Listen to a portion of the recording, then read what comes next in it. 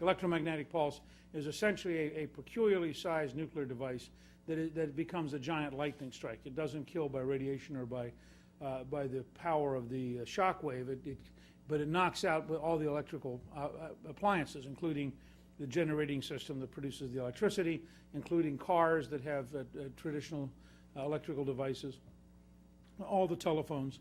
And if you look at the size of the electrical generating system, it's not replaceable.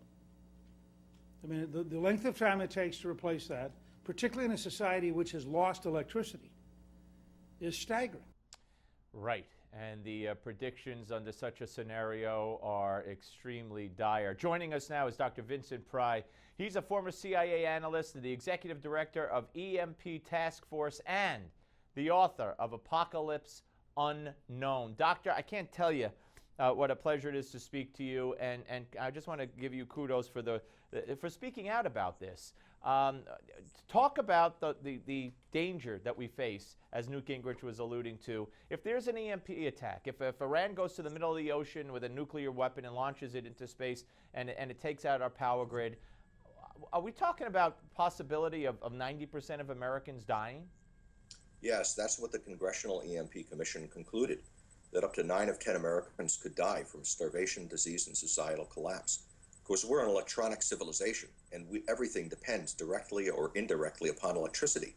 You know, without electricity, there's no communications, no transportation, business and finance doesn't work, even food and water, would not work, and or be available to the public. And so it's a high-tech way of killing people the old-fashioned way, through starvation and disease and societal collapse. And it's a Sharia-compliant use of a nuclear weapon.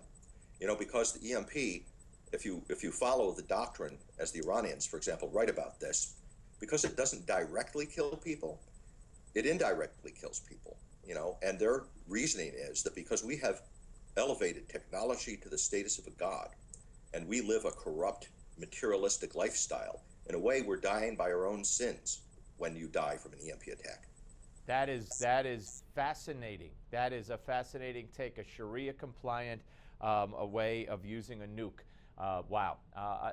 Now you've scared me even more. But I know that's not your intent. I know your intent is to educate. But this is what got me, and this is what has reignited this interest in this topic. Unfortunately, it should be of interest to all of us every day. But how the people that keep us safe, the government, the North American Aerospace Defense Command, is moving to an old bunker, if you will, in Colorado, a place where they think they would be immune to such an EMP attack. I mean, that just signals, to me at least, that the likelihood or the fear of the likelihood of such an attack is growing. Absolutely.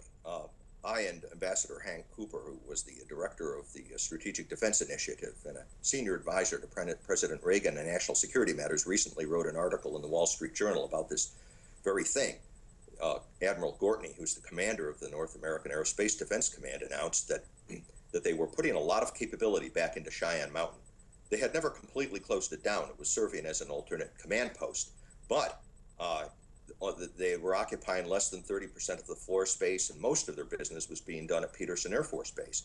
Now they're spending almost $1 billion, $700 million, to further EMP harden it. And in Admiral Gortney's words, his concern is there going to be enough space inside of Cheyenne Mountain for all the military commands that want to move in there.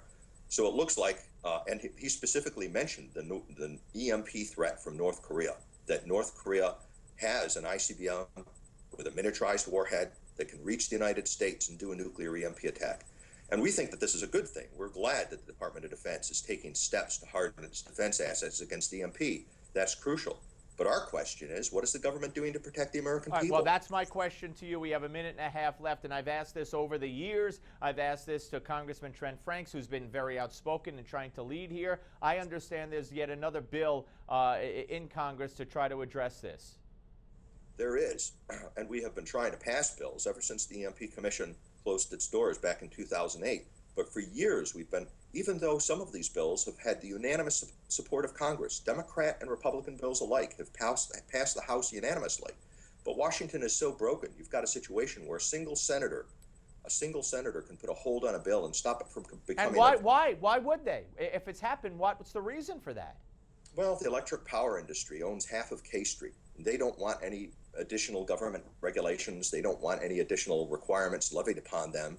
And so they lobby against these bills. And, all right, well, Doctor, I think we need to know the names of if it's really been over the years, a lone senator here, a lone senator there. Please contact my producer. We need to know the names of these senators, and I will follow up with you. And we've got to get this fixed, because we all have kids and grandkids, and the future is too important to let it be held hostage to politics.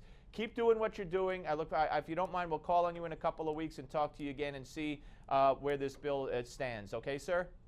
Thank you so much. Thank you very much. Appreciate it. We're coming back, folks. Don't go away.